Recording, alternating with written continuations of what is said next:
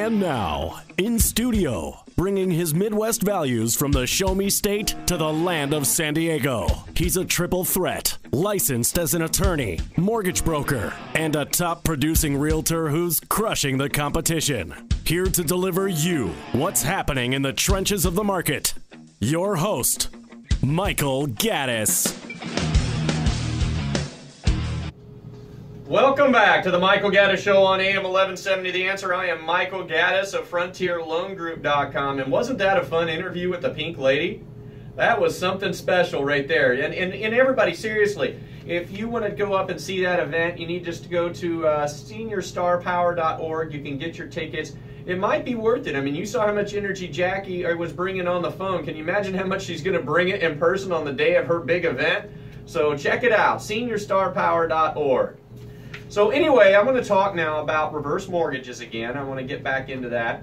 And what this segment's going to talk about is basically questions you should be asking if you're considering a reverse mortgage. So these are very important questions that you should be asking if you are considering a reverse mortgage. The first question you should ask yourself is basically, is a reverse mortgage the best option for you? Is it the best option for you? And that, that's a very subjective question, because what might be right for others might not be necessarily right for you. It depends on what other investment vehicles you have, what kind of income you have coming in. There's a lot of considerations that need to go in whether a reverse mortgage is right for you. The second question is a reverse mortgage the right choice for every person? And the answer to that is no, and it might not be. A reverse mortgage might be right for 8 out of 10 people, but for 2 it might not be. So again, it goes back to a really subjective analysis of your life. And just so in case people don't understand the difference between objective and subjective, objective means just looking at something from the outside without looking at details. Subjective means looking at personal details related to what you're talking about.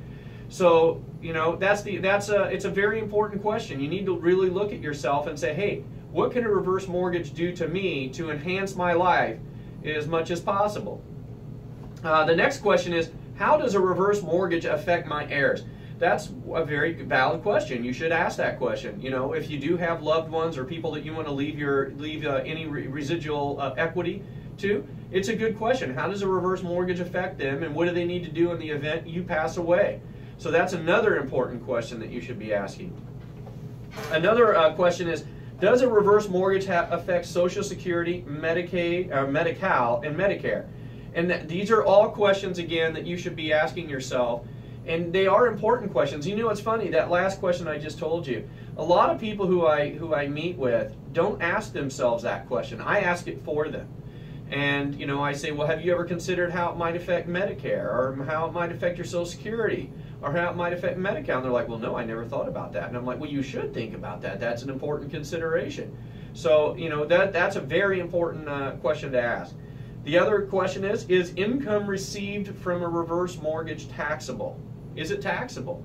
That's a good question. I mean, a lot of people ask that. Well, if I get money from it, do I have to pay taxes on it? The answer is no. Just so you know, the answer is it is not taxable. But, it is an important consideration that you need to take into account.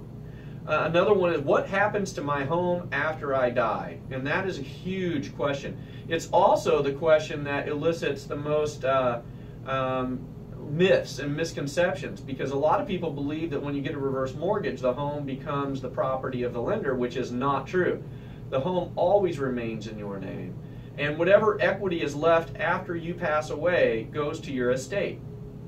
So when you die, you can either, your heirs can either come in and sell the house, pay off whatever they owe the reverse mortgage lender, and from there they can, they could just take that money, or they could pay off the existing note. If they have enough money, they want to keep the house, they just pay off whatever you borrowed, and at that point in time they can retain the house. So the house is not the lender's house. It is your house, always will remain your house until you die. So the next question is, what is the difference between a direct lender and a broker? And that's a good question. A lot of people don't ask that. There are for example, in my company, I'm a broker.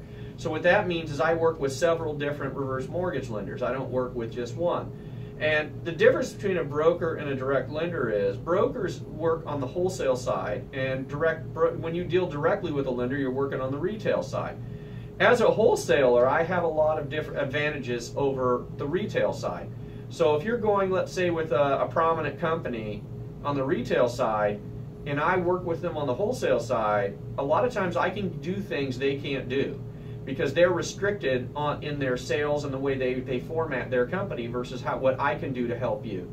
So there is a difference between a direct lender and a broker. And the other advantage of using a broker is because brokers are familiar with different lenders. This pans more out for forward loans because underwriting is important.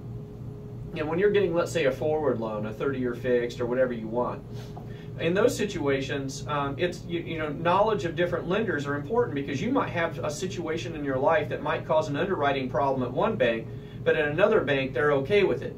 And so placement of your loan is very important. So having that knowledge will definitely make your life a lot easier, because the last thing you want to do is go with Bank X. You go over there and you run into a big problem that you should have known about from the beginning, and then you have to shift over after a long period of time over to Bank Y.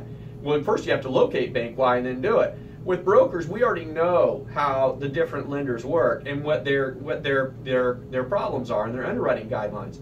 So if you come in and show me a situation, I can look at it and I can say, oh, we can't send you to Bank X because they're going to have a problem with this, but Bank Y doesn't have a problem with that. So a lot of times I can feed you to the right bank because of the way, some of their underwriting guidelines. So there is a big difference between direct lenders and brokers, and obviously I'm biased because I believe that going with a broker is the better option, but there are reasons for it. I mean, it's very easy to tell once you get in there and you talk to a very knowledgeable broker. You'll be able to say, oh, I see. The next question is, what is the difference between a fixed and an adjustable reverse mortgage? You need to know that. Every one of my clients, every one of my reverse mortgage clients can tell you three things. They can tell you, number one, why they're getting a reverse mortgage. They know why. Number two, they can tell you what program they're getting, meaning are they getting a fixed or a monthly adjustable or a yearly adjustable. They know exactly why they're getting the product they're getting. And number three, they know exactly why they get the interest rate that they're getting. Now you might be sitting there listening thinking, well, that's obvious. No, it's not. You would not believe how many times I talk to seniors who have reverse mortgages and I ask them, well, why did you get a reverse mortgage? Or what program are you on? Or why did you get that interest rate? They have no idea. They just are said, well, this is just kind of what they told me, and this is what they put me into. So there's a lot of things that basically that you don't know, and so it's very important that you really have a good, solid understanding of that before you move forward. You need to know the answers to those questions. What's the difference between a fixed and an adjustable? Why am I getting a fixed or adjustable? And go from there. Let's see here. Well, it looks like Paul signaled me for a break. So we're going to take a break. We'll come back and we'll finish our discussion on questions you should be asking if you're considering a reverse mortgage.